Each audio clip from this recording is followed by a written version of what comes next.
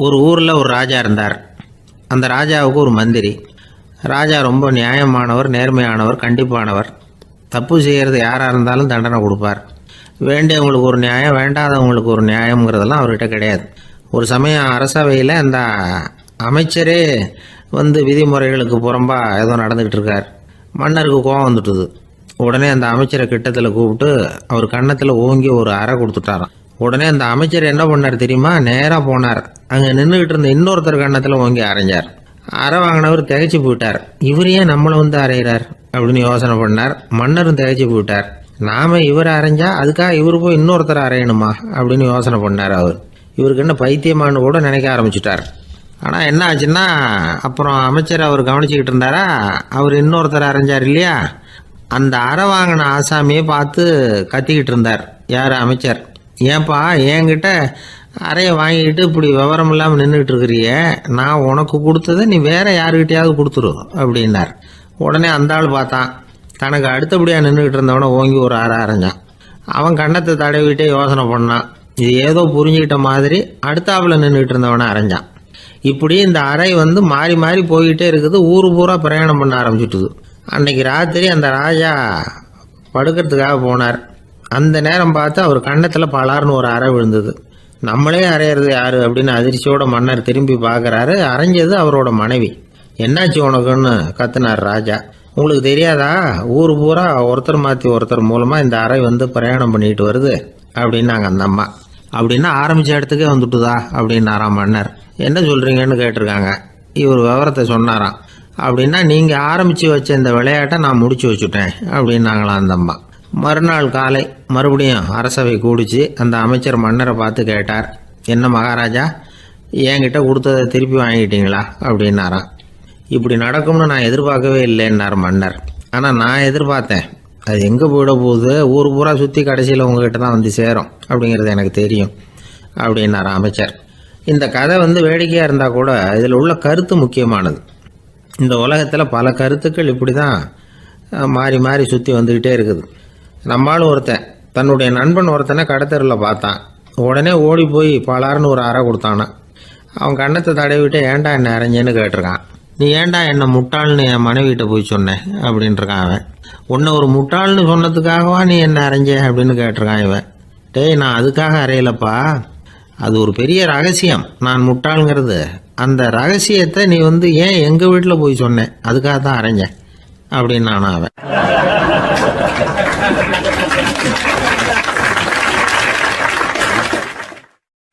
ஒரு ஊரில் ஒரு ராஜா இருந்தார். அவர் ஒரு பூனை வளர்த்தார். ரொம்ப செல்லமாக அவர் அந்த பூனையை வளர்த்தார். அவர் என்ன பண்ணுவார் தெரியுமா? இரவு நேரத்தில் அந்த பூனையோட தலையில் ஒரு விளக்கை வச்சுருவார். அந்த பூனை ரொம்ப ஜாக்கிரதையாக அந்த விளக்கு கீழே விழுந்துடாமல் பார்த்துக்கும். தலையை ஆட்டாமல் ரொம்ப நிதானமாக ராஜா பின்னாடி நடந்து போய்கிட்டே இருக்கும். அந்த விளக்கு வெளிச்சத்தில் எல்லா வேலைகளையும் செஞ்சுருவார். கையில் ஒரு விளக்கை தனியாக எடுத்துகிட்டு போக வேண்டிய அவசியமே இல்லை. விளக்கை தூக்கிட்டு போகிற வேலையை அந்த பூனை பார்த்துக்கும். அதனால் ராஜாவுக்கு அந்த பூனை மேலே ரொம்ப பிரியம். மந்திரிகளையெல்லாம் கூப்பிட்டு அவங்கக்கிட்ட சொல்லுவார், பார்த்தீங்களா இந்த பூனை எவ்வளவு விசுவாசமாக நடக்குது, என் பேரில் எவ்வளவு மரியாதை பார்த்தீங்களா அதுக்கு அப்படிம்பார். இதை கேட்டுவிட்டு அங்கிருந்த அமைச்சர்களில் ஒருத்தர் சொன்னார், மன்னா நீங்கள் சொல்கிறது சரிதான், இருந்தாலும் இந்த பூனையோட விசுவாசத்தை நாம் கொஞ்சம் சோதித்து பார்க்க வேண்டியிருக்கு அப்படின்னாராம். சரி, உங்கள் ஆசையை ஏன் கெடுக்கணும், நல்லா சோதித்து பாருங்கள் அப்படின்னு சொல்லிவிட்டார் ராஜா. உடனே அந்த அமைச்சர் என்ன பண்ணார் தெரியுமா? எங்கேயோ புறப்பட்டு போனார். ஒரு 5-6 எலிகளை பிடிச்சிட்டு வந்தார். அரண்மனையில் ராஜா ஏதோ வேலை பார்த்துக்கிட்டு இருக்கிறாரு. பக்கத்தில் அந்த பூனை ரொம்ப பணிவாக நின்றுக்கிட்டு இருக்குது. அது தலையில் விளக்கு எரிஞ்சிக்கிட்டு இருக்கு. அமைச்சர் தான் பிடிச்சிட்டு வந்த எலிகளை அந்த பூனை பார்வையில் படுறது மாதிரி எதிரில் விட்டார். அந்த எலிகள்லாம் அங்கேயும் இங்கேயும் ஓட ஆரம்பிச்சிது. அதை பார்த்தது பூனை, அவ்வளவுதான். தலையில் இருக்கிற விளக்கை பற்றியும் கவலைப்படலை, ராஜாவை பற்றியும் கவலைப்படலை. ஒரே பாய்ச்சலாக பாஞ்சு எலிகளை துரத்த ஆரம்பிச்சுட்டுது. தலையில் இருந்த விளக்கு எங்கேயோ போய் விழுந்தது, அணைஞ்சு போச்சு. இருட்டில் ராஜா தடுமாற ஆரம்பிச்சுட்டார். இந்த சமயத்தில் அந்த அமைச்சர் மறுபடியும் விளக்கை ஏற்றினார். வெளிச்சம் வந்தது. அதுக்கப்புறம் அந்த அமைச்சர் பேசினார், அரசே, பூனையோட விசுவாசத்தை பார்த்தீங்களா? எலி அது கண்ணில் படுற வரைக்கும் தான் விசுவாசமாக இருந்தது. அது மாதிரி எலியை பார்த்ததும் எல்லாத்தையும் விட்டுட்டு அதை துரத்த ஆரம்பிச்சுட்டு பார்த்தீங்களா? தான் அந்த பூனையை பற்றி நினச்சது தப்புங்கிறது அதுக்கப்புறம் தான் அந்த ராஜாவுக்கு புரிஞ்சுதான். சரி, இப்போ எதுக்கு இந்த கதையெல்லாம் அப்படிங்கிறீங்களா? இந்த பூனை மாதிரி தான் நம்ம மனசும். மனசை எவ்வளவு தான் பயிற்சி கொடுத்து பக்குவமாக வச்சுருந்தாலும் பார்க்குறதுக்கு பரமசாது மாதிரி தான் இருக்கும். பார்க்க வேண்டியதை பார்த்துட்டுதுன்னா பாஞ்சிரும். இந்த பூனை மாதிரி புலன் இன்ப பொருள்கள் கிட்டாத வரைக்கும் மனம் அடங்கி இருக்கிறது மாதிரி தான் தெரியும். கொஞ்சம் வாய்ப்பு கிடைச்சாலும் அது குதிக்க ஆரம்பிச்சிடும், தப்பு பண்ண ஆரம்பிச்சிடும். பெரிய பெரிய முனிவர்கள் வாழ்க்கையில் நடந்த வீழ்ச்சி இதை தான் நிரூபிக்குது. புலன்களின் ஆற்றல் அதிகம், அதனால் மனக்கட்டுப்பாடு பயிற்சிகளில் ரொம்ப எச்சரிக்கையாக இருக்கணுங்கிறார் சுவாமி சிவானந்தர். மது பழக்கத்தையே விட்டுவிட்டேன்னு உறுதியாக இருப்பான். கடை கண்ணில் பட்டுவிட்டதுன்னா கால் அவனை கேட்காமலே இழுத்துக்கிட்டு உள்ளே போயிடும். இதுதான் மனசுங்கிறது. அதுதான் அந்த ராஜா வளர்த்த பூனை. நம்மால் ஒருத்தன் அந்த ராஜா பூனை தலையில் விளக்க வச்சது மாதிரி இவன் தன்னுடைய தலையிலேயே ஒரு விளக்கை ஏற்றி வச்சுக்கிட்டு என்னத்தையோ தேட ஆரம்பித்தான். தேடிக்கிட்டு இருக்கிறான். தலையை ஆட்டாமல் நிதானமாக நடந்து ரொம்ப நேரமாக தேடிட்டு இருக்கிறான். அந்த சமயம் அங்கே வந்த ஒருத்தர் என்னத்தை தேடுறீங்கன்னு கேட்டார். அதுதான் மறந்து போச்சு அப்படின்னு இழுத்தான். சரி, கொஞ்சம் இப்படி உட்காருங்க, ஞாபகம் வந்ததும் தேட ஆரம்பிக்கலாம் அப்படின்னார் அவர். இவன் கொஞ்ச நேரம் உட்காந்து யோசித்தான். அப்புறம் திடீர்னு எழுந்திரிச்சான். ஞாபகம் வந்துட்டுதுன்னா. என்னன்னு கேட்டார். எங்கள் வீட்டில் இருந்த விளக்கை எங்கே வச்சேன்னு தெரியல, அதை தான் தேடிக்கிட்டு இருக்கிறேன், ஏற்றி வைக்கலாம்னு பார்க்குறேன் அப்படின்னா.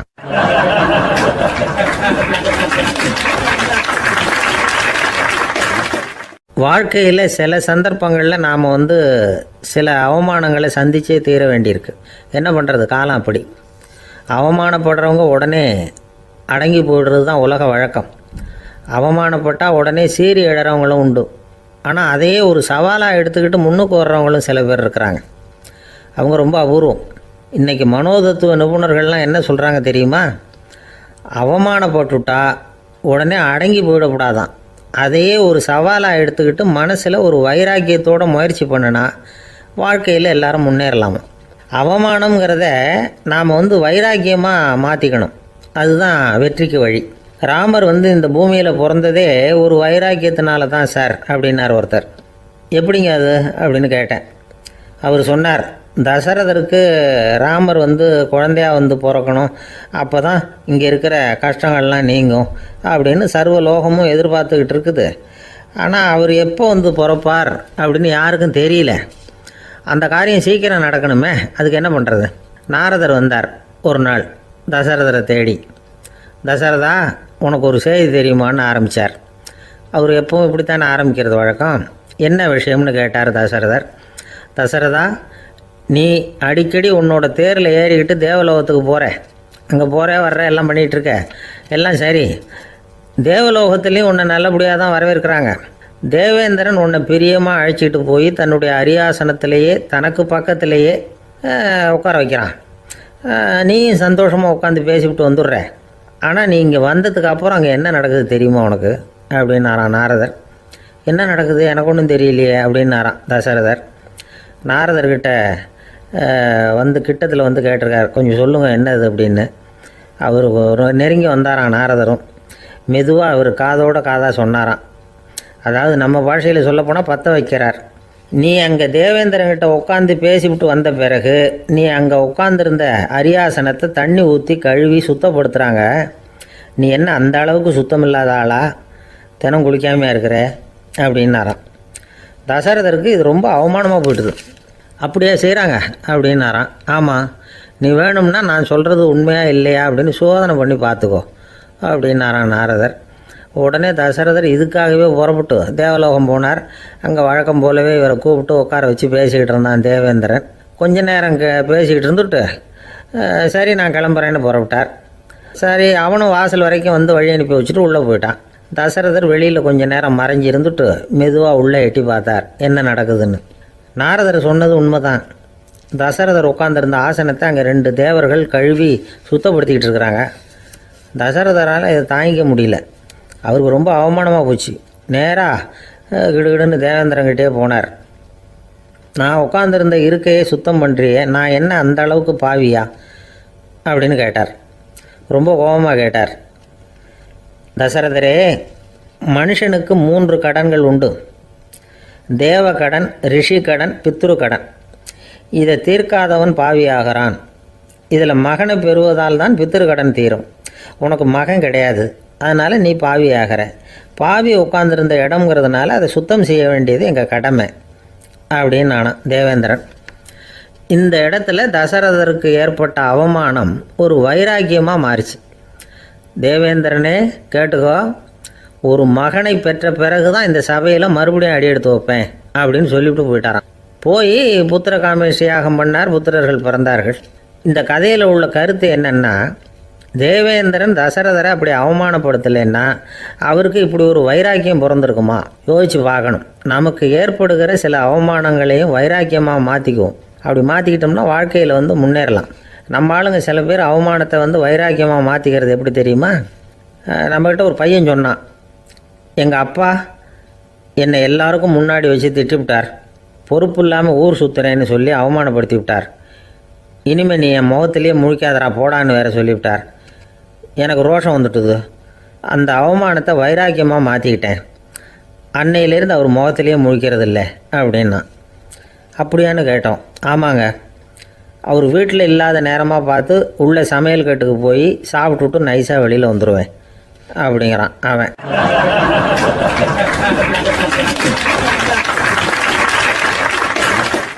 எனக்கு இது மட்டும்தான் சார் தெரியும், இதை தவிர வேறு எதுவும் தெரியாது அப்படின்னு சொல்லிக்கிட்டே காலம் தள்ளுறவங்க ரொம்ப பேர்.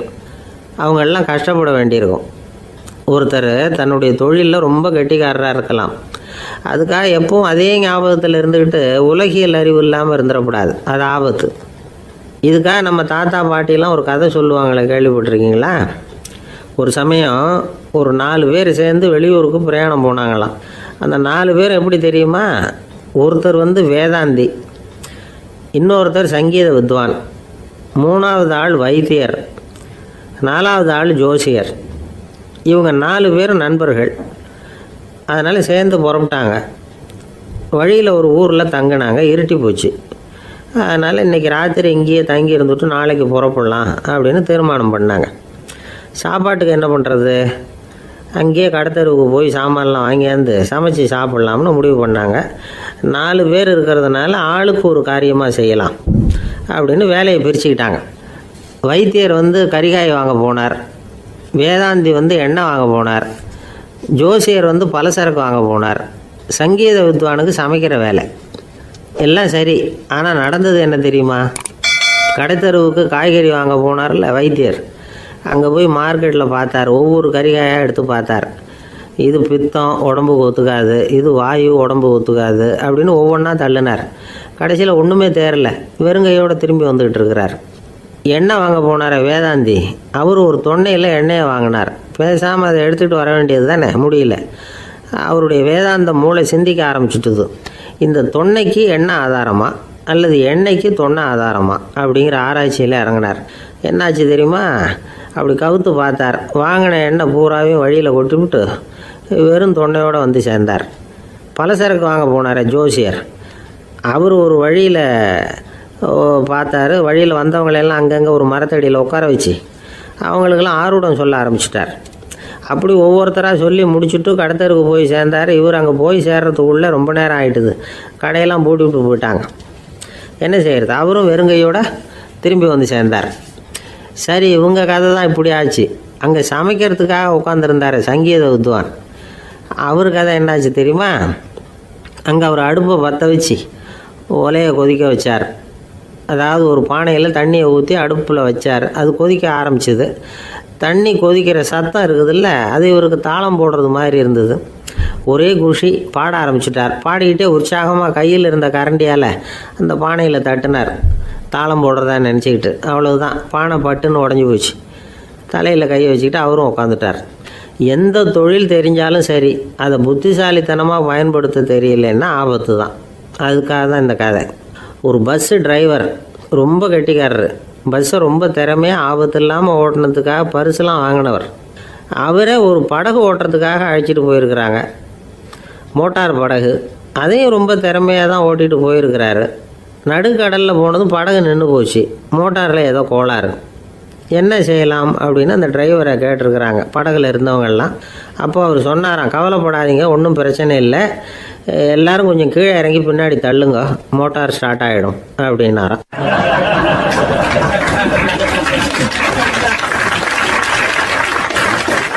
ஒரு ஊரில் ஒரு ராஜா இருந்தார். அவர் ஒரு நாள் காலையில் அரண்மனையில் மேல் மாடத்தில் வந்து நின்றுக்கிட்டு இருந்தார். அப்போ ஒரு ஆள் வீதியில் ரொம்ப வேகமாக ஓடிக்கிட்டு இருக்கான். அதை ராஜா கவனிச்சார். அவன் மனசில் ஏதோ ஒரு தவிப்பு இருக்குங்கிறத புரிஞ்சுக்கிட்டார். உடனே அரண்மனை சேவகர்களை கூப்பிட்டார்.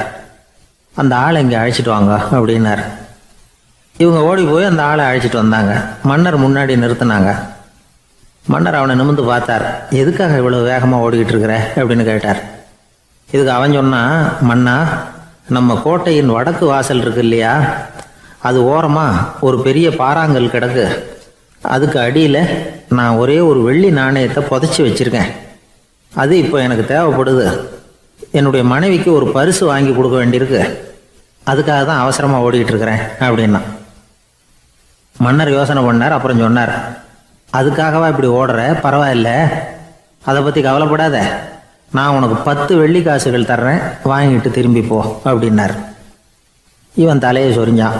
மன்னா, நீங்கள் கொடுக்கறத ரொம்பவும் மகிழ்ச்சியோடு வாங்கிக்கிறேன்.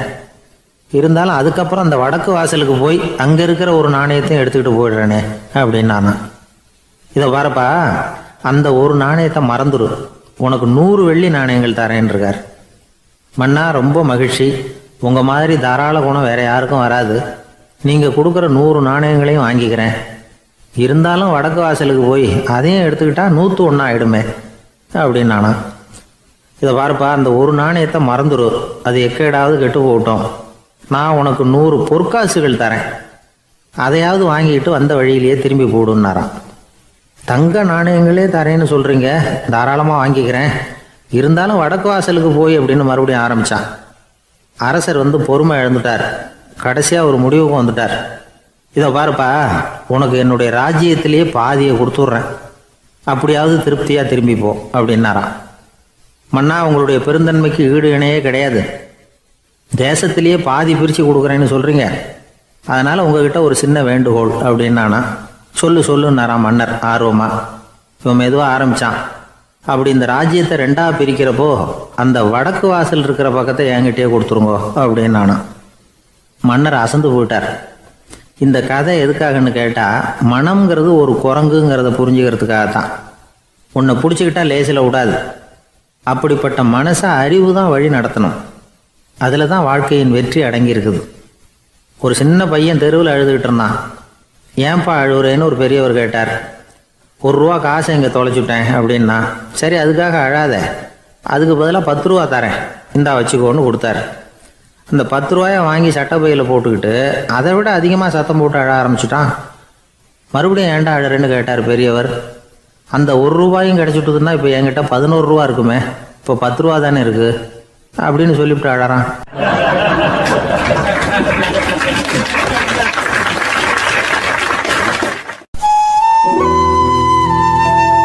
வெளிநாட்டுக்கு போகணும்னு ஆசை. ஆனால் அவனுக்கு எந்த மொழியும் தெரியாது.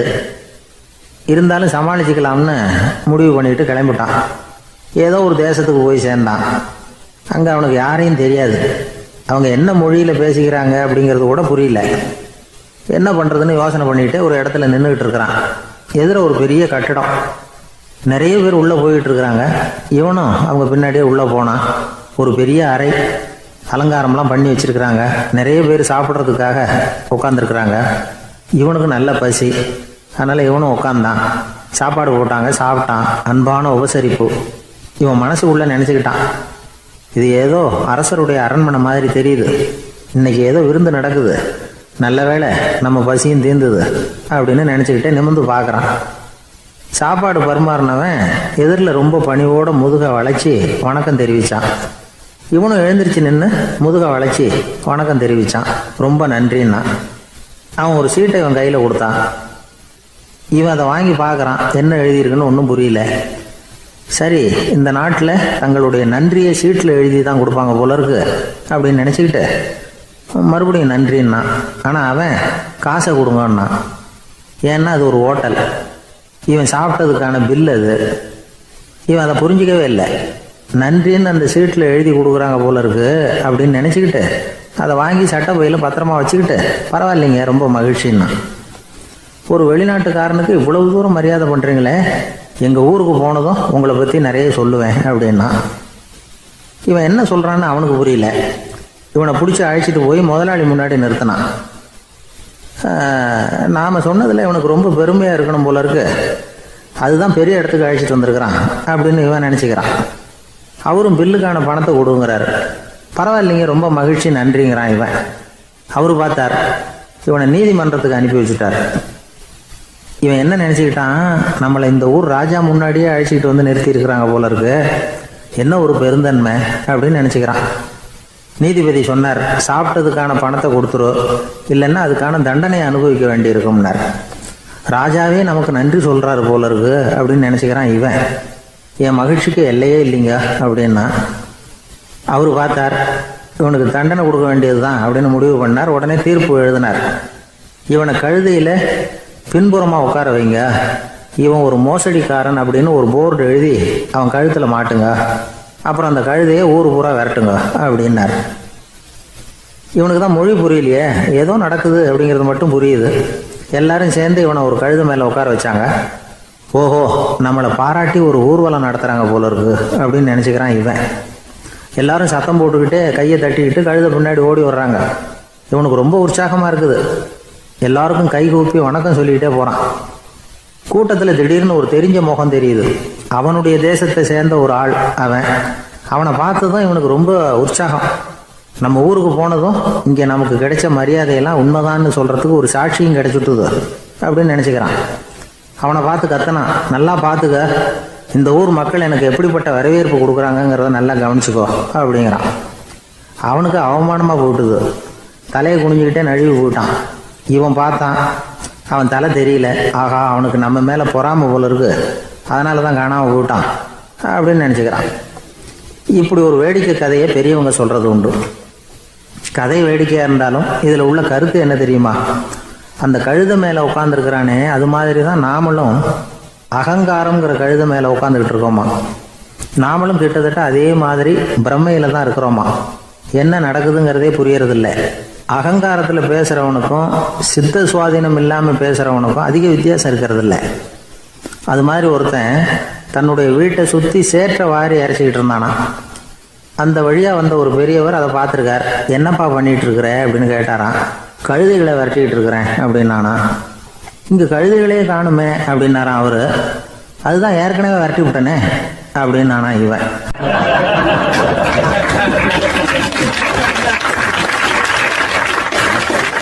சங்கீத வித்வான்களில் பல வகை உண்டு. சில குறிப்பிட்ட ராகங்களை பாடுறதில் அவங்களுக்கு பெருமை வர்றது உண்டு. ஆனால் ஒருத்தர் இருந்தார், அவரால் ஒரு ராகத்துக்கே பெருமை வந்தது. அந்த ராகத்தை அவர் வாசித்து கேட்கணும் அப்படின்னு சொல்லுவாங்க. அது என்ன ராகம்னா தோடி ராகம். சரி, அந்த வித்வான் யாருன்னா அவர் தான் திருவாவடுதுறை ராஜரத்னம் பிள்ளை. பேராசிரியர் கல்கி ஒரு சமயம் தம்முடைய பத்திரிகையில் எழுதினாராம். அதை அப்படியே படிக்கிறேன் கேளுங்களேன். ஆகா, ஸ்ரீ ராஜரத்னம் பிள்ளையின் தோடி ஆலாபனையை முதலில் கேட்டபோது அவருடைய கற்பனையை விட்டு தள்ளுங்கள். நம்முடைய மனதில் என்னென்ன இன்பமயமான கற்பனைகள் எல்லாம் உதித்தன. குழந்தை தாயிடம் கொஞ்சம் குரலை கேட்டோம், அன்னை குழந்தையிடம் கொஞ்சம் குரலை கேட்டோம், ரதியும் மன்மதனும் பேசிக்கொண்ட காதல் மொழிகளை கேட்டோம், முருகன் சிவபெருமான் செவிகுளிர மொழிந்த உபதேசத்தை கேட்டோம், கலைமகள் கவிஞனுக்கு அருளிய ஆசி மொழிகளை கேட்டோம், நாரத முனிவருடைய தம்பூரா சுருதியை கேட்டோம், ராவணன் தன் எலும்பை ஒடித்து வீணையாகச் செய்து வாசித்த கானத்தை கேட்டோம், கானப்பறவைகளின் கலகல ஒலியை கேட்டோம், கோலக்குயில்களின் குரல் இனிமையை கேட்டோம். இப்படிலாம் பேராசிரியர் கல்கி விமர்சனம் எழுதியிருக்கிறார். திருவாவடுதுறை ராஜரத்னம் பிள்ளை அவர்களுடைய வாசிப்பை கேட்டுட்டு டிஎன் ராஜரத்னம் பிள்ளை இறந்து போனார். அப்போது கவிஞர் கண்ணதாசன் எழுதினார், செவியனில் ஓடி எங்கள் சிந்தையில் ஓடி இந்த புவியெல்லாம் ஓடி நின்பார் பொங்கிய தோடி வேறிங்கு எவரிடம் போகும் ஐய இனி அதை காப்பார் யாவர் அவிந்தனின் சடலத்தோடே அவிந்தது தோடிதானும் அப்படின்னு எழுதினாராம். அந்த அளவுக்கு அவருடைய தோடியை ரசித்தவர்கள் உண்டு. அதே மாதிரி தோடின்னா என்னன்னு தெரியாமலே அவரை ரசித்தவங்களும் அந்த காலத்தில் உண்டு. அதாவது ஒரு பெரிய சபையில் இவர் வாசிச்சுக்கிட்டு இருக்கிறார். பாதியில் ஒரு பெரிய மனுஷன் உள்ளே வந்தார். அவர் உடம்புல பட்டு வேஷ்டி, ஜருகை, அங்கவஸ்திரம், வாயில் வெத்தலை, வாசனை புகையில, காதில் வைரக்கடுக்கன், கழுத்தில் தங்க சங்கிலி, கை விரல் பூரா மோதிரம், கையில் ஒரு வெள்ளி வெத்தலை புட்டி, உதவிக்கு 2 பேர் பக்கத்தில். இவ்வளவு பந்தாவோடு வரார் கச்சேரி கேட்குறதுக்கு. இப்படி வந்தவர் முதல் வரிசையில் வந்து உக்காந்தார். வித்வான் வாசித்து முடித்ததும் இவர் அவரை பார்த்து, ஐயா, நீங்கள் தோடி வாசிக்கிறதுல ரொம்ப கெட்டிக்காரர்னு கேள்விப்பட்டிருக்கேன், அதை கேட்கறதுக்காக தான் மெனக்கிட்டு வந்திருக்கிறேன், அதை வாசிங்களேன் அப்படின்னாராம் இந்த பெரியவர். ராஜரத்னம் பிள்ளைக்கு ஒன்றும் புரியல. ஏன்னா இது வரைக்கும் அவர் வாசிச்சுக்கிட்டு இருந்ததே அந்த தோடி ராகத்தை தான். அதை வாசித்து முடித்ததும் அதை வாசிங்களேன்னு இவர் கேட்குறார். அப்படின்னா இவரோட ஞானம் எப்படிப்பட்டது? இவ்வளவும் கேட்டுட்டு இப்படி கேட்குறாரே அப்படின்னு அவர் யோசிச்சிருக்கிறார் ராஜரத்னம் பிள்ளை. உடனே என்ன பண்ணார் தெரியுமா? பக்கத்தில் ரொம்ப சாதுவாக சுருதி போட்டுக்கிட்டு இருந்த ஒரு முதுகில் ஓங்கி ஒரு குத்து விட்டாராம். அவருக்கு ஒன்றும் புரியல, எதுக்கு நம்மளை அடிக்கிறார் இவர், நம்மளை குத்துறாரு வித்வான்னு. அவர் அதிர்ச்சியால் இவர் நிமிர்ந்து பார்த்துருக்கார். அப்போ ராஜரத்னம் பிள்ளை சொன்னாராம், ஏய்யா, ஐயா பெரிய மனுஷன், என்னுடைய பரம ரசிகர், தோடி ராகம் கேட்கணுங்கிறதுக்காக இவ்வளோ தூரம் வந்திருக்கிறார், வந்து வரிசையில் உட்காந்துருக்கார். நீ இந்த சமயம் பார்த்து தோடி ராகம் வாசிக்கிற நாதஸ்வரத்தை வீட்டில் வச்சுட்டு வந்துட்டியே, இப்போ ஐயாவுக்காக அந்த ராகத்தை நான் எப்படி வாசிக்கிறது அப்படின்னு சொல்லிவிட்டு மறுபடியும் முதுகில் ஒரு அடி கொடுத்தாராம். அடி வாங்கினவருக்கே சிரிப்பு அடக்க முடியலையா.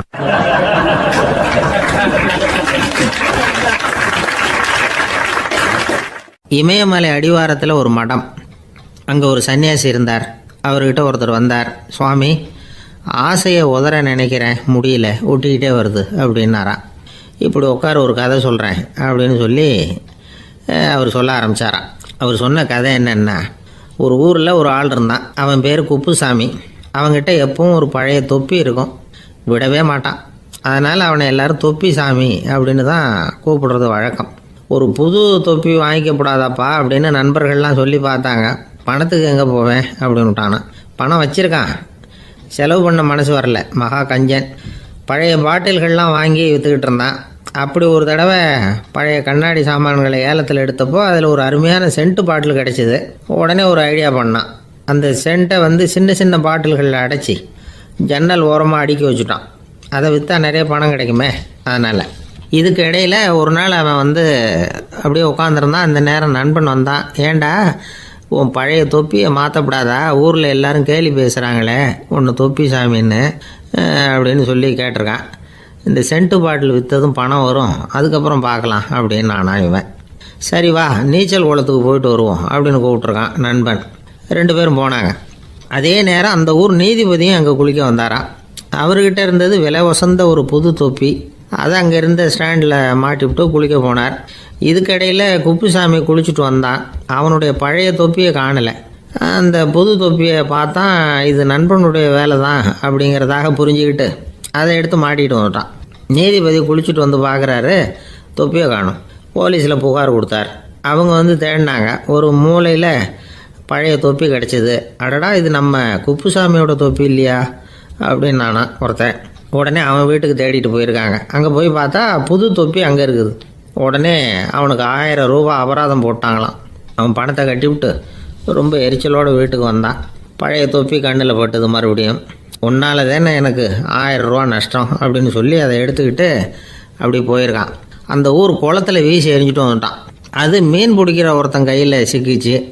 அவன் வர்ற வழியில் அதை எடுத்து வேகமாக வீசி எறிஞ்சான். அது நேராக குப்புசாமி வீட்டு ஜன்னல் வழியாக உள்ளே வந்து இந்த சென்ட்டு பாட்டில்கள் மேலே விழுந்து எல்லாம் உடஞ்சி நொறுங்கி போச்சு. குப்புசாமி பார்த்தான். தோட்டத்தில் ஆழமாக ஒரு குழியை வெட்டினான். அந்த தொப்பியை போட்டான், மூடிவிட்டான். இதை அடுத்த வீட்டுக்காரன் பார்த்தான். ஏதோ புதையல் தான் வச்சுருக்கான் போல இருக்குன்னு நினச்சான். போலீஸில் போய் புகார் கொடுத்துட்டான். மறுபடியும் போலீஸ் குழியை தோண்டினாங்க. பழைய தொப்பி மறுபடியும் வெளியில் வந்தது. எல்லோரும் சிரிக்கிறாங்க. அன்னைக்கு ராத்திரியே அந்த தொப்பியை எடுத்துக்கிட்டு நேராக புறப்பட்டான். ஒரு கல்லில் அதை சேர்த்து கட்டி குடிநீர் தொட்டி இருக்கும்ல, அதில் போட்டுட்டு வந்துட்டான். இனிமேல் என்ன பண்ணும் பார்ப்போன்னு. ஒரு நாள் திடீர்னு குழாயெல்லாம் அடைப்பட்டு போச்சு. மாநகராட்சி அலுவலர்கள் வந்து என்னன்னு பார்த்தா அந்த பழைய தொப்பி குழாயை அடைச்சிக்கிட்டு இருக்குது. இது குப்புசாமியோட தொப்பிங்கிறது தான் எல்லாருக்கும் தெரியுமே. உடனே குடிநீரை வந்து பாழாக்கணத்துக்காக குப்புசாமிக்கு கோர்ட்டு 2500 ரூபா அபராதம் போட்டுவிட்டுது. அதையும் கட்டிவிட்டு வெளில வந்தான். கடைசியாக முடிவு பண்ணான். ஒரு நெருப்பு குச்சியை கிழிச்சான். தொப்பியை கொளுத்தினான். எரிஞ்சுது. எடுத்து வெளில எரிஞ்சான். கொஞ்ச நேரத்தில் தீ அணைப்பு படம் வந்துட்டுது. ஆமாம், இவன் எடுத்து எரிஞ்சது வெளியில் விழுந்து வீட்டு ஊரையே பற்றிக்கிட்டு எரிய ஆரம்பிச்சுட்டுது. அவனோட பணத்தாசையும் அதோடு சேர்ந்து எரிஞ்சு போச்சான். இப்படி ஒரு கதை. இந்த கதையை சொல்லி முடித்தார் அந்த இமயமலை அடிவாரத்தில் இருந்த சன்னியாசி.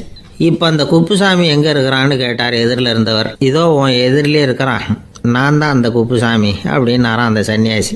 அந்த குப்புசாமி கிட்ட இருந்தது மாதிரி ஒரு பழைய தொப்பி நம்ம ஒவ்வொருத்தர்கிட்டையும் உண்டு. அதை எப்படி தொலைக்கிறதுன்னு தெரியாமல் தடுமாறிக்கிட்டு இருக்கிறோம். அது என்ன தொப்பிங்கிறீங்களா? அதுதான் நம்மை சூழ்ந்திருக்கிற மாயை அப்படிங்கிறார் சுவாமி சின்மயானந்தர். மெய்ஞானம் கிடைக்கிறப்போ மாயை எரிஞ்சு போகும் அப்படிங்கிறது அவருடைய கருத்து. நம்மால் ஒருத்தர் வேகமாக ஓடி வந்தார். காலில் மாட்டியிருந்த பழைய செருப்பு ரெண்டையும் ஆவேசமாக தூக்கி ஒரு கிணத்துல போட்டுட்டு வெறுங்காலோடு நடந்து வந்துக்கிட்டு இருக்கிறார். ஏன் அப்படி பண்ணீங்க அப்படின்னு கேட்டோம். அந்த செருப்புக்கு சொந்தக்காரன் பின்னாடி வந்துக்கிட்டு இருக்கிறான், அதனால் அப்படி பண்ணேன் அப்படிங்கிறார் இவர்.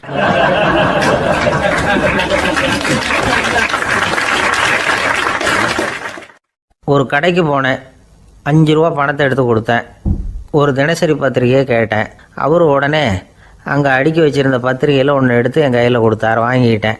மீதி பணத்தை எடுத்தார். அதையும் என் கையில் கொடுக்கணும்ல, கொடுக்கல. எதிரில் இருந்த பலகையில் வச்சு எடுத்துக்க சொன்னார். எப்பவும் அவர் அப்படி தான் பண்ணுவார். நானும் எடுத்துக்கிட்டு வந்துடுவேன். இவர் ஏன் இப்படி பண்ணுறாருங்கிறது எனக்கு ரொம்ப நாளாக ஒரு சந்தேகம். ஒரு நாள் அவர்கிட்டயே இதை கேட்டுவிட்டேன். ஏங்க, நீங்கள் உங்கள் கடைக்கு பொருள்கள் வாங்குறவங்களுக்கு நீங்கள் பாக்கி சில்லறையை கொடுக்குறப்போ பலகையில் வச்சு விட்றீங்க, கையில் கொடுக்க மாட்டேங்கிறீங்களே, ஏன் அப்படின்னு கேட்டேன். காசை கையில் கொடுத்தா நம்மக்கிட்ட இருக்கிற லட்சுமி போயிடுவா சார் அப்படின்னார். அதாவது பணம் செலவாயிடும் அப்படின்னு அர்த்தமா. இன்னொரு நண்பர், அவர் ஒரு நாள் வழக்கத்துக்கு மாறாக ரொம்ப சோகமாக உட்காந்துருக்கிறார். ஏங்க என்னாச்சு, ஏன் இப்படி கப்பலே கவிழ்ந்தது மாதிரி உட்காந்துருக்குறீங்க அப்படின்னு கேட்டேன். கப்பலே கவிழ்ந்திருந்தா கூட நான் இப்படி கவலைப்பட மாட்டேன் சார், வேற ஒன்று நடந்து போச்சுன்னார்.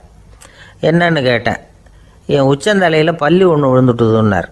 அதுக்காகவா இப்படி அப்படின்னு ஆச்சரியப்பட்டேன். ஆமாங்க, பல்லி உச்சந்தலையில் விழுந்தால் பலன் என்னன்னு பஞ்சாங்கத்தில் பார்த்தேன், மரணம்னு போட்டிருக்கு அப்படின்னு சொல்லிவிட்டு அவர் தொடர்ந்து கவலைப்பட ஆரம்பிச்சிட்டார். இப்படியும் ஒருத்தர், என் கூட வேலை பார்க்குற ஒருத்தர் எப்படி தெரியுமா, தினமும் வலது காலை வச்சு தான் ஆஃபீஸுக்கு உள்ளே நுழைவார். என்னைக்காவது தவறுதலாக இடது காலை வச்சு உள்ளே வந்துட்டார்னா அன்னைக்கு பூரா மனசு சங்கடப்படுவார். எந்த வேலையும் சரியாக ஓடாது. கேரம் போர்டு ஆடுற ஒருத்தர் எப்போ ஆட உட்காந்தாலும் ஸ்ட்ரைக்கரை கை தவறி கீழே விழுற மாதிரி பண்ணி அதுக்கப்புறம் அதை எடுத்துக்கிட்டு ஆட உட்காருவார். ஏன்னா எப்போது ஒரு தடவை நிஜமாகவே அது கை தவறி கீழே விழுந்திருக்குது. அன்னைக்கு பிரமாதமாக ஜெயிச்சுட்டார்.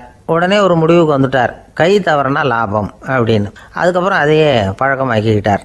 பூனை குறுக்க போனால் சகுனம் சரியில்லைன்னு நினைக்கிறவங்க உண்டு. ஆனால் ஒருத்தர் எப்படி தெரியுமா, அவர் வெளியில் கிளம்புற சமயம் பக்கத்து வீட்டு ரேடியோவில் மியாவ் மியாவ் பூனை குட்டின்னு பாட்டு சத்தம் கேட்டால் கூட போதும், சகனம் சரியில்லைன்னு பிரயாணத்தை கேன்சல் பண்ணிவிடுவார். இப்போ இவ்வளவும் எதுக்கு சொல்கிறோம்னா, அளவுக்கு மீறின சகுன நம்பிக்கைகள் இருக்குது பாருங்கள், இதோட பயமும் சேர்ந்துக்கிட்டதுன்னு வச்சுக்கோங்க, இது ஒருத்தருடைய மனநிலையை பாதிச்சிடும். இது உளவியல் நிபுணர்கள் சொல்கிற கருத்து. வாழ்க்கையே தடுமாற வச்சிரும்.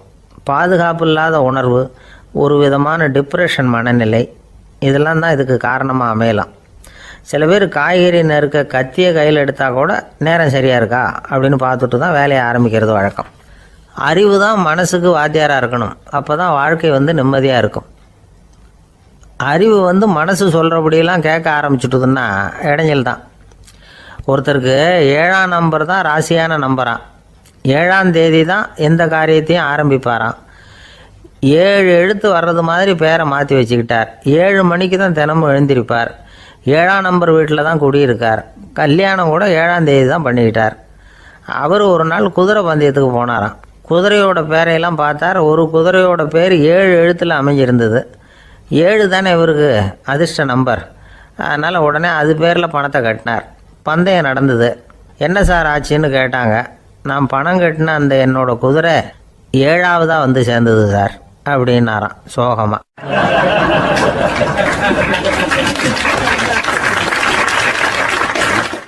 இந்த உலகத்தில் நாம் நல்லபடியாக இருக்கணும்னா அதுக்கு முக்கியமாக தேவைப்படுறது 2. ஒன்று செல்வம், இன்னொன்று அறிவு. சரி, இது 2ல் சிறந்தது எது அப்படின்னு ஒரு கேள்வி கேட்டால் என்ன பதில் சொல்கிறது? இதே கேள்வியை ஹஸ்ரத் அலி அவர்கள்கிட்ட கேட்டாங்களாம். அவர் ஒரு பெரிய அறிஞர். கேள்வி கேட்டவங்களும் சாதாரண ஆட்கள் இல்லை, இவங்களும் அறிஞர்கள். ஒரு நாள் ஹஸ்ரத் அலி அவர்கள்கிட்ட 10 அறிஞர்கள் வந்தாங்களாம். ஐயா, நாங்கள் 10 பேரும் உங்ககிட்ட ஒரே கேள்வி தான் கேட்க வந்திருக்கிறோம். ஆனால் எங்கள் 10 பேருக்கும் நீங்கள் தனித்தனியாக பதில் சொல்ல முடியுமா அப்படின்னு கேட்டிருக்காங்க. அதாவது அவங்க ஒரே கேள்விக்கு இவர்கிட்ட இருந்து 10 விதமான பதில் எதிர்பார்க்குறாங்க. சரி கேளுங்க, என்ன கேள்வி அப்படின்னார் அவர். அப்போ தான் அவங்க கேட்டாங்களாம், செல்வம் அறிவு இது ரெண்டில் சிறந்தது எது? இதுதான் கேள்வி. ஹஸ்ரத் அலி என்ன பண்ணார் தெரியுமா? அவங்கள ஒவ்வொருத்தராக கூப்பிட்டார். ஒவ்வொரு விதமான பதிலை சொல்லி அனுப்புனார். முதல்ல ஒருத்தரை கூப்பிட்டார், சொன்னார், அறிவுங்கிறது தீர்க்கதரிசிகள், ஞானிகள், மகான்கள் இவங்களோட பரம்பரை சொத்து. ஆனால் செல்வம்ங்கிறது கொடுங்கோலரின் ஆயுதம். அதனால் அறிவு தான் சிறந்தது அப்படின்னார். ரெண்டாவது ஆளை கூப்பிட்டார். உங்ககிட்ட செல்வம் இருந்தால் நீங்கள் தான் அதை காப்பாற்றணும். ஆனால் அறிவு உங்களை எப்பவும் காப்பாற்றும். ஆகவே அறிவு தான் சிறந்தது அப்படின்னார். மூணாவது ஆளை கூப்பிட்டார். செல்வந்தனுக்கு எப்போதும் விரோதிகள் அதிகம், ஆனால் அறிஞனுக்கு நண்பர்கள் அதிகம். அதனால் அறிவு தான் சிறந்ததுன்னார். அடுத்தவரை கூப்பிட்டார். செல்வம் அடுத்தவங்களுக்கு கொடுக்க கொடுக்க குறையும், ஆனால் கல்விங்கிறது அதிகரிச்சுக்கிட்டே வரும், கொடுக்கறதுனால குறையாது. அதனால் அறிவு தான் சிறந்ததுன்னார். இன்னொருத்தரை கூப்பிட்டார். அறிவுள்ளவன் எப்பவும் அதை அடுத்தவங்களுக்கு வாரி வழங்கிக்கிட்டே இருப்பான். அதனால் அவங்ககிட்ட தாராளத்தன்மை இருக்கும். ஆனால் செல்வந்தன்கிட்ட கஞ்சத்தனம் தான் இருக்கும். அதனால் அறிவு தான் சிறந்ததுன்னார். ஆறாவது நபரை கூப்பிட்டார். செல்வத்தை கள்வர்கள் திருடிட்டு போக முடியும், ஆனால் அறிவை அப்படி திருடிட்டு போக முடியாது அப்படின்னார். ஏழாவது நபரை கூப்பிட்டார். செல்வம் கால ஓட்டத்தில் அழிஞ்சிரும், ஆனால் அறிவை கால ஓட்டம் ஒன்றும் பண்ண முடியாது. ஆகவே அறிவே சிறந்ததுன்னார். எட்டாவது ஆளை கூப்பிட்டு சொன்னார், செல்வத்துக்கு எப்பவும் எல்லை உண்டு, நிறை உண்டு, அளவு உண்டு, கணக்கு உண்டு. ஆனால் அறிவுக்கு அப்படிப்பட்ட எல்லை எதுவும் கிடையாது. அதனால் அதுதான் சிறந்ததுன்னார். அடுத்தவனை கூப்பிட்டார். செல்வம் உள்ளத்தில் உள்ள ஒளியை போக்கிவிடும், இருட்டை உண்டாக்கிவிடும், விரிந்த மனப்பான்மையை குறுகலாக்கிவிடும். ஆனால் அறிவு அப்படி இல்லை, இருண்ட உள்ளத்தில் ஒளியை பாய்ச்சி அதை விசாலப்படுத்துது. அதுதான் சிறந்ததுன்னார். கடைசியாக 10வது நபரை கூப்பிட்டார். செல்வம் மனசில் செருக்கை உண்டாக்குது, ஆணவத்தை ஏற்படுத்துது. அதனால் நானே கடவுள்னு நினைக்கிற அளவுக்கு மனுஷனை தாழ்த்தி விடுது. ஆனால் அறிவு பணிவையும் பண்பாட்டையும் வளர்க்குது. அதனால் அறிவு தான் சிறந்ததுன்னார். ஆக இப்படி 10 பேருக்கும் 10 விதமாக பதில் சொன்னது மூலமாக ஹஸ்ரத் அலி அவர்கள் அறிவு தான் செல்வத்தை விட சிறந்தது அப்படிங்கிறதுக்கு 10 காரணங்களை சுட்டி காட்டியிருக்கார். அந்த அறிஞர் 10 பேர் கேட்ட ஒரே கேள்விக்கு 10 பதில் சொன்னார். நமக்கு வேண்டிய ஒருத்தர் 10 பேர் கேட்ட கேள்விக்கு ஒரே பதில் சொல்லி சமாளித்தார். கேள்வி என்ன தெரியுமா? என்கிட்ட வாங்கின கடனை எப்போயா திருப்பி கொடுக்க போகிற? இதுதான் அந்த 10 பேரும் கேட்ட ஒரே கேள்வி. இந்த மாதம் 26ஆம் தேதி தந்துடுறேன் அப்படிங்கிற ஒரே பதில் சொல்லி அவ்வளவு பேரையும் இவர் அனுப்பி வச்சுட்டாராம். எல்லாரும் போனதுக்கப்புறம் இவரை தனியாக கூப்பிட்டு கேட்டிருக்கிறாங்க. அது என்ன சார் கணக்கு, 26ஆம் தேதி அன்னைக்கு என்ன அதிசயம் நடக்க போகுது அப்படின்னு கேட்டிருக்காங்க. அதிசயம் அன்னைக்கு இல்லை, அதுக்கு முத நாளே நடக்க போகுதுன்னாராம். விவரமாக சொல்லுங்கன்னு இருக்காங்க. வேற ஒன்றும் இல்லைங்க, 26ஆம் தேதி தானே எல்லாரையும் வர சொல்லியிருக்கிறேன், அதுக்கு முத நாளே நான் புறப்பட்டு தலைமறைவாயிட போகிறேன் அப்படின்னாராம், ரொம்ப பெருமையாக.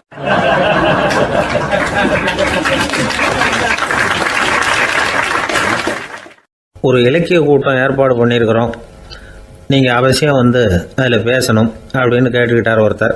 வேணாங்க, 4 பேருக்கு முன்னாடி நிற்கிறதுனா எனக்கு ரொம்ப கூச்சமாக இருக்கும் அப்படின்னாரு இவர். ஏன் சார் இன்னமும் குழந்த மாதிரி கூச்சப்படுறீங்களே அப்படின்னார் அவர் ஒரு மாதிரியாக சமாளித்து அனுப்பி வச்சுட்டு அதுக்கப்புறம் அதை பற்றி இவர் யோசித்து பார்த்துருக்கார். சில நிபுணர்கள் எழுதியிருக்கிறத படித்தும் பார்த்துருக்கிறார். மனோதத்துவ நிபுணர்கள் என்ன சொல்கிறாங்க தெரியுமா? 10லேருந்து 20% குழந்தைகள் பிறக்கிறப்பவே கூச்ச சுபாவம் கொண்டதாக தான் இருக்குதான். ஒரு தாத்தா தன்னோட பேர பிள்ளைய ஆசையாக கூப்பிடுறார் விளையாட்டு காட்ட, அதை அழுதுகிட்டு ஓடி போகுது. ஒரு அம்மா தன்னோட பிள்ளைய பள்ளிக்கூடத்தில் சேர்க்கறதுக்காக கூப்பிட்டுக்கிட்டு போகிறாங்க. அந்த புள்ள அம்மாவோட முந்தானையில் ஒளிஞ்சிக்கிட்டு வெளில வரமாட்டேங்குது.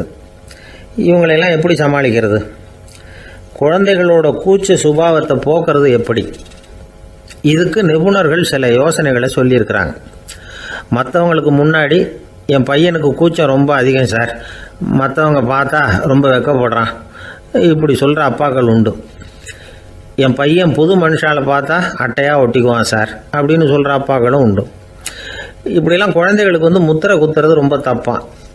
புதுசாக யாராவது வீட்டுக்கு வந்தால் குழந்தை தானாக தன்னோட கூச்சத்தையும் பயத்தையும் போக்கிக்கிட்டு சகஜமாக மாறி வர்றதுக்கு வாய்ப்பு கொடுக்கணுமா. ஒரு கூட்டத்துக்கோ அல்லது சொந்தக்காரங்க கல்யாணத்துக்கோ குழந்தைய அழைச்சிட்டு போகிறீங்க, அங்கே போய் கட்டாயப்படுத்தி குழந்தைய மற்றவங்க கிட்ட பேச சொல்லக்கூடாது. சில சமயம் குழந்தை தானாக தன்னுடைய கூச்ச சுபாவத்தை விட்டு பேசுகிறதுக்கு முன் வந்தால் அதை பாராட்டணும். குழந்தை கலகலப்பு இல்லாமல் மௌனமாக இருந்ததுன்னா அதையும் கண்டுக்கக்கூடாது. குழந்தை பேச ஆரம்பித்தா அதை ஆர்வத்தோடு கவனிக்க தெரியணும். கலந்து உரையாடுற பழக்கத்தை வீட்டிலேயே ஆரம்பிக்கலாம். கேட்டதுக்கு பதில் சொல் அப்படின்னு நீங்கள் அதிகாரம் பண்ணிகிட்டு இருக்கக்கூடாது. அது குழந்தைக்கு பேசுகிற சந்தர்ப்பத்தை குறைச்சிருமா. இப்போ நாம் அதிகாரம் பண்ணால் கேலி செய்கிற பழக்கம் குழந்தைகளை ரொம்ப பாதிச்சிருமா. பெரியவங்களானதுக்கு அப்புறமும் சில பேர் கூச்சத்தோடவும் பயத்தோடவும் இருக்கிறதுக்கு இதுதான் காரணம். சின்ன வயசில் அவங்கெல்லாம் ஏதாவது கேலிக்கு ஆளாகி இருப்பாங்க. ரெண்டாவது குழந்தை மூத்த குழந்தைய கேலிக்கு ஆளாகிற சந்தர்ப்பங்களை கண்டு கேலி பண்ணினா அது இளம் நெஞ்சங்களை விட்டு நீங்கிறதே இல்லையா. எப்பவும் குழந்தையோட நடை உடை பாவனைகளை பற்றி சொல்லிக்கிட்டே இருக்கக்கூடாதான். அதுவே கூச்ச சுபாவத்தை கொண்டுட்டு வந்துடுமா. அப்பா எங்கேன்னு யாராவது கேட்டால் இது மாதிரி இன்ன காரியத்துக்காக வெளியில் போயிருக்கார், இத்தனை மணிக்கு திரும்பி வருவார் அப்படின்னு சொல்கிற அளவுக்கு குழந்தைகளை பழக்கப்படுத்தி வைக்கணும். ஃபோன்லேயே யாராவது விசாரித்தா கூட இது மாதிரி பதில் சொல்லு அப்படின்னு சொல்லணும். சின்ன சின்ன மீட்டிங்கில் 4 வார்த்தை பேச தயார் பண்ணலாம். ஒரு கடையிலையோ அல்லது ஹோட்டல்லையோ ஏதாவது விவரம் கேட்கணும்னா உங்கள் குழந்தைய தைரியமாக அனுப்புங்க. குழந்தைகள் பணிவாகவும் பொறுமையாகவும் விவரம் கேட்குறப்போ கூச்ச சுபாவம் தானாக போயிடும். சின்ன வயசுலேயே இப்படிலாம் பழக்கப்படுத்தினா தான் வருங்காலத்தில் தைரியமாக இந்த சமுதாயத்தில் வாழ முடியும். இல்லைன்னா 60 வயசுலேயும் அடுப்பங்கரையை விட்டு வெளில வர்றதுக்கு கூச்சப்பட்டுக்கிட்டு தான் இருக்க வேண்டியிருக்கும். இந்த காலத்து பிள்ளைங்க எவ்வளவோ பரவாயில்ல, எதுக்கும் தயங்குறதில்ல, கூச்சப்படுறதில்ல. ஒரு அம்மா அடுப்பங்கரையிலேருந்து சத்தம் போட்டாங்க, டேய் ராமு, தயவு பண்ணி அந்த டிவியை நிறுத்துறா, அந்த பெண்ணோட குரல் மகா மோசம், அடுப்பங்கரையில் இருக்கிற என்னாலேயே அதை சகிச்சிக்க முடியல அப்படின்னாங்களாம். உடனே பையன் கொஞ்சம் கூட தயங்காமல் பதில் சொல்கிறான், அம்மா இந்த குரல் டிவியிலேருந்து வரல, எதிர்த்த விட்டு மாமி தான் இங்கே வந்திருக்கிறாங்க, அவங்க தான் இப்போ என்னோட பேசிக்கிட்டு இருக்கிறாங்க அப்படின்னு நானும்.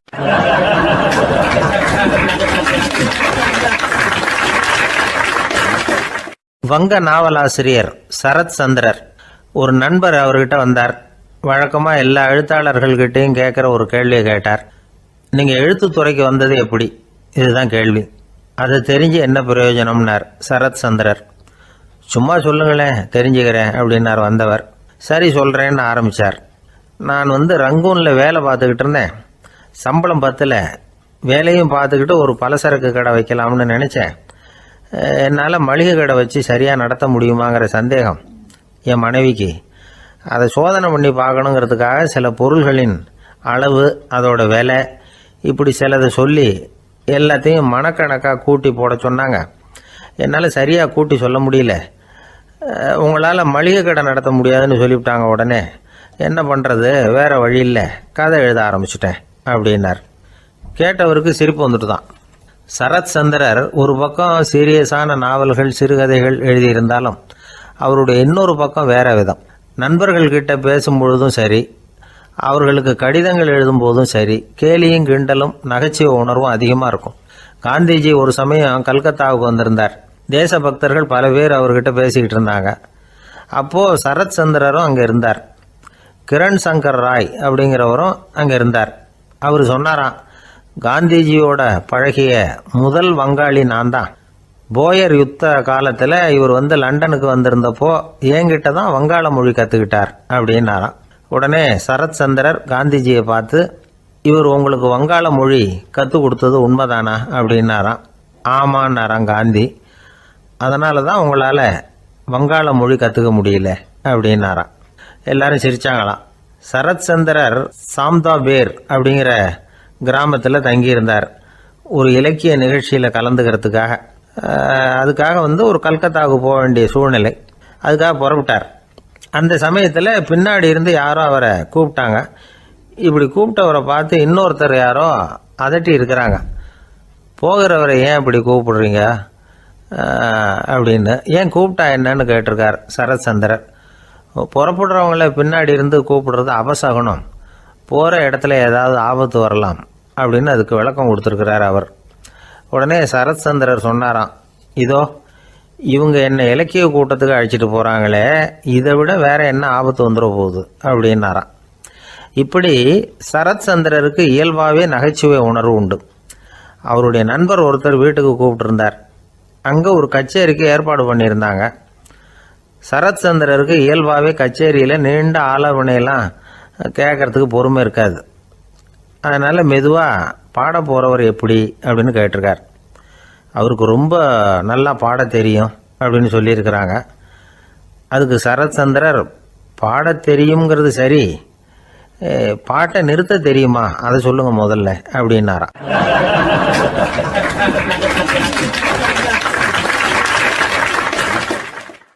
ஒரு பெரியவர் உட்கார்ந்துருக்கிறார்.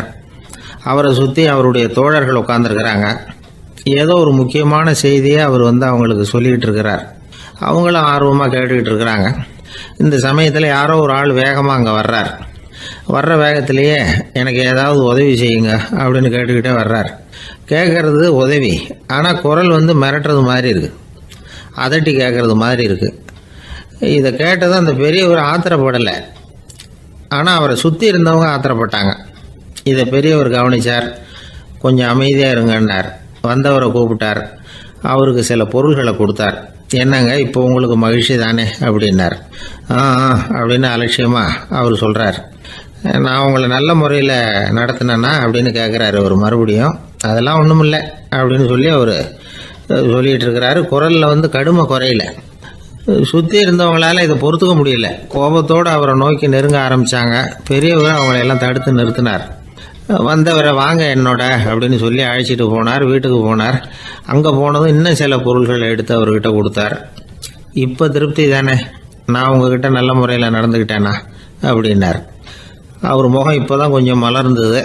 ரொம்ப நன்றி, இறைவன் உங்கள் குடும்பத்துக்கு எல்லா நன்மைகளையும் செய்வான் அப்படின்னு சொன்னார். இதே வார்த்தைகளை என்னுடைய தோழர்கள்கிட்டே சொல்லிட்டீங்கன்னா அவங்க கோபம் தணிஞ்சிரும், வர முடியுமான்னார். கண்டிப்பாக வர்றேன் அப்படின்னாரு. மறுநாள் காலையில் அந்த இடத்துக்கு வந்தார். அதே மாதிரி சொல்லிவிட்டு அவர் போயிட்டார். தோழர்கள்லாம் ரொம்ப வியப்போடு பெரியவரை பார்த்தாங்க. அந்த பெரியவர் தான் நபிகள் நாயகம். அவர் சொன்னார், ஒருத்தன் ரொம்ப ஆசையாக ஒரு ஒட்டகத்தை வளர்த்துக்கிட்டு வந்தான். ஒரு நாள் அந்த ஒட்டகம் கயத்தை அறுத்துக்கிட்டு ஓடி போயிட்டுது. அக்கம் பக்கத்தில் இருக்கிறவங்கெல்லாம் அந்த ஒட்டகத்தை பிடிக்கிறதுக்கு முயற்சி பண்ணாங்க. அதை துரத்திக்கிட்டு ஓடினாங்க. ஒட்டகம் தாறுமாறாக ஓட ஆரம்பிச்சிது. இந்த சமயத்தில் ஒட்டகத்தை வளர்த்தவன் அங்கே ஓடி வந்தான். நீங்கள் அதை ஒன்றும் செய்ய வேணாம், விட்டுருங்க, அதோட சுபாவம் எனக்கு நல்லா தெரியும், அதை சுலபமாக என்னோட வழிக்கு கொண்டுட்டு வந்துட முடியும், நான் பார்த்துக்கிறேன், விட்டுருங்கோ அப்படின்னா. எல்லாரும் விலைக்கு போயிட்டாங்க. இவன் என்ன செஞ்சான் தெரியுமா? கொஞ்சம் புல்லை கையில் எடுத்துக்கிட்டு அந்த ஒட்டகத்தை நெருங்கினான். அவ்வளவுதான். அது ஓடி இவன் காலடியில் உட்காந்துக்கிட்டது. செல்லமாக அதை அப்படியே தடவி கொடுத்தான். முதுகில் ஏறி உட்காந்துக்கிட்டான். அது பாட்டுக்கு சாதுவாக நடந்து போகுது. இந்த கதையை நபிகள் நாயகம் தம்முடைய தோழர்களுக்கு சொல்கிறார். ஒட்டகத்தை மட்டும் இல்லை, சில மனிதர்களையும் கூட சில விதத்தில் அணுகி தான் அவர்களை சீர்திருத்த வேண்டியிருக்குது அப்படிங்கிறத அவங்களுக்கு உணர்த்தினார். இது ஒரு அழகான உளவியல் அணுகுமுறை. சில குடும்ப தலைவர்கள் கூட இந்த ஒட்டகம் மாதிரி நடந்துக்கிறது உண்டு, அப்புறம் அடங்கி போகிறதும் உண்டு. ஒரு குடும்ப தலைவர் காலையில் எழுந்திரிச்சதுலேருந்து சத்தம் போட்டு கத்திக்கிட்டு இருப்பார். பக்கத்தில் இருந்தவங்கெல்லாம் ஓடி போய் சமாதானம் பண்ணி பார்த்தாங்க. அவர் ஓயறது மாதிரி தெரியல. கடைசியில் அவர் மனைவி வந்தாங்க. நீங்கள் எல்லாம் விலைக்கு போயிடுங்க, அவர் சுபாவம் எனக்கு தெரியும், நான் பார்த்துக்கிறேன் அப்படின்னாங்க. சரின்னு எல்லாரும் போயிட்டாங்க. சாயந்தரமாக பார்க்குறாங்க, அவர் சத்தம் இல்லாமல் ஒரு மூலையில் உட்காந்துருக்கிறார். ரொம்ப சாதுவா. ஆச்சரியமாக இருந்தது. என்னம்மா பண்ணீங்கன்னு கேட்டாங்க. அது ஒன்றும் இல்லைங்க, ஒரு வேளை சாப்பாட்டை நிறுத்தினேன், பட்னி போட்டேன், அவ்வளவுதான் அப்படின்னாங்க அந்த அம்மா.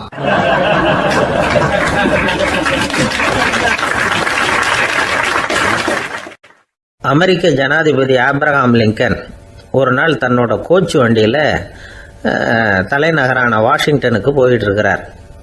கோச்சு வண்டி ஒரு சாலையில் போயிட்டு இருக்கு. அந்த சாலைக்கு ஒரு பக்கத்தில் பயங்கரமான சதுப்பு நிலம். சதுப்பு நிலம்னா அது புதைகுழி, புதை மணல்ங்கிறோம்ல, அது மாதிரி. அந்த சதுப்பு நிலத்தில் யாராவது மாட்டிக்கிட்டா அவ்வளோதான், ஆளை கொஞ்சம் கொஞ்சமாக உள்ளே அமுக்கிவிடும். தப்பிச்சு கரையிறது கஷ்டம். அப்படிப்பட்ட நிலம் அது. ஆப்ரஹாம் லிங்கன் ஏதோ ஒரு முக்கியமான அரசாங்க வேலையாக போயிட்டு திரும்பி வந்துக்கிட்டு இருக்கிறார். அதனால் அந்த சமயத்தில் அவர் விலை உசந்த ஆடைகளை அணிஞ்சிருக்கிறார். அப்படி அவர் அந்த கோச்சு வண்டியில் வந்துக்கிட்டு இருக்கிறாரு. அந்த சமயத்தில் ஒரு காட்சி அவர் கண்ணில் போட்டுவிட்டுது. என்ன தெரியுமா? ரோட்டுக்கு பக்கத்தில் இருந்த சதுப்பு நிலத்தில் ஒரு இளம் பன்றி குட்டி சிக்கிக்கிட்டு தவிச்சிக்கிட்டு இருக்குது. பரிதாபமாக கத்திக்கிட்டு இருக்குது. அதை பார்த்தார் லிங்கன். அவருக்கு என்னவும் மாதிரி ஆயிட்டுது. உடனே வண்டியை நிறுத்த சொன்னார். கீழே இறங்கினார். தன்னோட விலை உசந்த ஆடைகளை பற்றி லட்சியம் பண்ணவே இல்லை. தனக்கே ஆபத்து வரலாம்ங்கிறத பற்றியும் கவலைப்படலை. தான் ஒரு குடியரசுத் தலைவருங்கிறத பற்றியும் அவர் நினச்சி பார்க்கல. நேராக அந்த சதுப்பு நிலம் பக்கமாக போனார். அந்த சேத்துல இறங்கி பன்றிக்குட்டியை காப்பாற்றி கரைக்கு கொண்டுட்டு வந்து சேர்த்துட்டார். அதுக்கப்புறம் நிம்மதியாக கோச்சு வண்டியில் ஏறி வெள்ள மாளிகைக்கு வந்து சேர்ந்தார். ட்ரெஸ்ஸு உடம்பு பூரா சேரு சகதி. பார்க்குறவங்களுக்கெல்லாம் ஆச்சரியமாக போச்சு. அவங்களுக்கு ஒன்றும் புரியல. இவர் நேராக ட்ரெஸ்ஸு மாற்றிக்கிறதுக்காக போனார். கோச்சு வண்டி ஓட்டிகிட்டு வந்தவங்கிட்ட போய் எல்லாரும் கேட்டாங்க என்ன ஆச்சு அப்படின்னு. அவர் வர்ற வழியில் நடந்த விவரத்தை சொன்னார். ஆபிரகாம் லிங்கனுடைய இந்த இறக்க குணத்தை எல்லாரும் பாராட்டினாங்களாம், புகழ்ந்தாங்களாம். ஆனால் இதுக்கு லிங்கன் என்ன பதில் சொன்னார் தெரியுமா? தயவு பண்ணி இந்த புகழ்ச்சியான பேச்சையெல்லாம் ஒதுக்குங்க, அதெல்லாம் வேணாம். அந்த சின்ன பிராணி சகதியில் மாட்டிக்கிட்டு துடிச்சிக்கிட்டு இருந்தது. அதை பார்த்தேன். உடனே என்னுடைய இதயத்தில் ஒரு முள் தைச்சது மாதிரி ஒரு உணர்வு. அந்த முள்ளை பிடுங்கி எறிஞ்சேன், அவ்வளவுதான். உண்மையில் அந்த பிராணிக்கு நான் உதவினேங்கிறத விட எனக்கு ஏற்பட்ட இன்னலை போக்கிக்கிட்டேன் அப்படிங்கிறது தான் உண்மை. அதுதான் பொருத்தம். அப்படி இருக்கிறப்போ இதில் புகழறதுக்கு என்ன இருக்குது அப்படின்னார் ஆபிரகாம் லிங்கன். எவ்வளவு யதார்த்தமான வார்த்தைகள் பாருங்கள். இந்த காலத்தில் நம்மளையும் பல பேர் அப்படி உண்டு. நீச்சல் தெரியாத ஒரு ஆள் தண்ணியில் இறங்கிட்டான். தண்ணி ஆழம்ங்கிறது அப்புறமா தான் தெரிஞ்சுது. தத்தளிக்க ஆரம்பிச்சுட்டான். வாழ்னு கத்துறான். கரையில் நின்றுட்டு இருந்த ஒருத்தர் இதை பார்த்தார். உடனே அவருக்கு இதயத்தில் முள் தைச்சது மாதிரி ஒரு உணர்வு. உடனே குபீர்னு தண்ணியில் பாய்ஞ்சார். அவரை காப்பாற்றி கரைக்கு கொண்டுட்டு வந்து சேர்த்தார். இதை பார்த்துக்கிட்டு இருந்த இன்னொருத்தர் காப்பாற்றின அந்த ஆளை பாராட்டி புகழ்ந்தார். என்ன புகழாதீங்க சார் அப்படின்னார் அவர். ஏன்னு கேட்டார் இவர். நான் அந்த ஆளை ஏன் காப்பாற்றினேன் தெரியுமா? அவன் நேற்றுக்கு என்கிட்ட 300 ரூபா கடன் வாங்கியிருக்கிறான். இவன் தண்ணியில் போட்டான்னா நான் கொடுத்த கடனும் தண்ணியில் போடும். அதனால தான் விழுந்து காப்பாற்றினேன் அப்படின்னா அந்த ஆள்.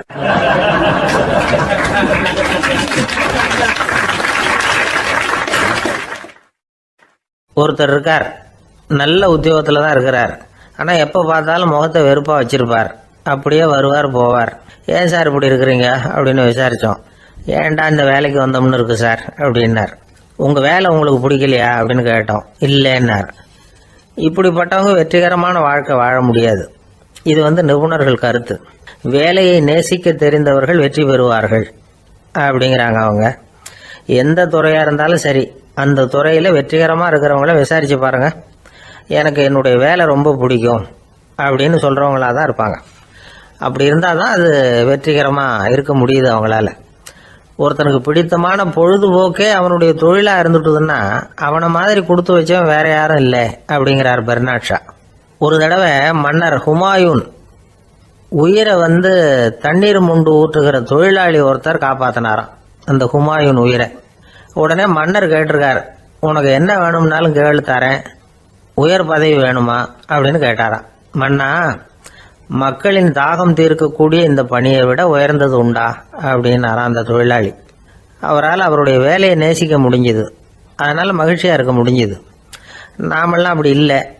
வேலை கிடைக்கிற வரைக்கும் கிடைச்சா போதும் அப்படின்னு இருக்கோம். கிடைச்சதுக்கப்புறம் ஏன்டா அந்த வேலைக்கு வந்தோம்னு ரொம்பவும் அழுத்துக்குவோம். சரி, நாம் இருக்கிற இடத்துல நாம் வெற்றிகரமாக இருக்க வழி உண்டா அப்படின்னா உண்டுன்னு சொல்கிறாங்க. அதாவது மன இயல் நிபுணர்கள் இருக்கிறாங்க இல்லையா, அவங்க அதுக்கு முக்கியமாக 6 வழிகள் சொல்கிறாங்க. நீங்கள் ஒரு அலுவலகத்தில் வேலை பார்க்குறவரா அப்படின்னா இதை கேளுங்க. அதாவது உங்கள் மேலதிகாரி எதிர்பார்ப்புக்கு தகுந்த மாதிரி உங்கள் வேலை இருக்குதா? அப்படி இல்லைன்னா முதல்ல உங்கள் வேலையின் தரம் உயரணும். உங்களுக்கு மேலே கீழே வேலை பார்க்குற பணியாளர்கள்கிட்ட நல்ல விதமாக பழகுறீங்களா? அந்த உறவு முறையில் ஏதாவது குறை இருந்தால் அதை கண்டுபிடிச்சி சரி பண்ணுங்க. நம்பிக்கைக்கு உரியவர் அப்படின்னு நீங்கள் பேர் எடுக்கணும்.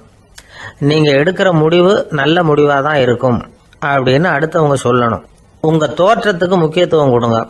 இது மனம் உடல் ரெண்டும் சம்மந்தப்பட்டது. அதனால் மனசையும் ஆரோக்கியமாக வச்சுருக்கணும், உடம்பையும் ஆரோக்கியமாக வச்சுருக்கணும். உங்களுடைய நிர்வாகம் செயல்படுற விதத்தை நல்லா புரிஞ்சு வச்சுக்கணும். உங்களுடைய நிர்வாகம் இப்போ ஒரு காரியம் செய்யுதுன்னு வச்சுங்க, ஏன் அப்படி செய்யுது, எதுக்காக அப்படி செய்யுது, அதனுடைய குறிக்கோள் என்ன, அது நீடிக்கிறதுக்கு காரணம் என்ன, இதெல்லாம் தெரிஞ்சுக்கணும். சிரிப்புக்கு வஞ்சகம் பண்ணக்கூடாது, நல்லா சிரிக்கணும், அப்போ தான் அது திரும்ப கிடைக்கும். கடந்த கால தோல்வியை பற்றி கவலைப்படக்கூடாது. முதலாளி விருப்பம் தெரிஞ்சு நடந்துக்கிறது நல்லது தான். அதுக்காக காக்கா பிடிக்கணுங்கிற அவசியம் இல்லை. உங்களுக்கு ஒரு பொறுப்பான வேலை கிடைக்குது, உடனே சத்தம் குழப்பம் அப்படின்னு சூழ்நிலையை இறுக்கமாக ஆக்கிடக்கூடாது. எந்த சூழலையும் இயல்பாக கையாளக்கூடியவர் அப்படிங்கிறத காட்டணும். இதெல்லாம் உங்கள் துறையில் நீங்கள் வெற்றி பெற நிபுணர்கள் சொல்கிற யோசனைகள். இவ்வளவு விவரமும் சொல்லிவிட்டு ஒருத்தரை பார்த்து கேட்டோம், இப்போ சொல்லுங்க, நீங்கள் செய்கிற வேலை உங்களுக்கு பிடிச்சிருக்குதா அப்படின்னு.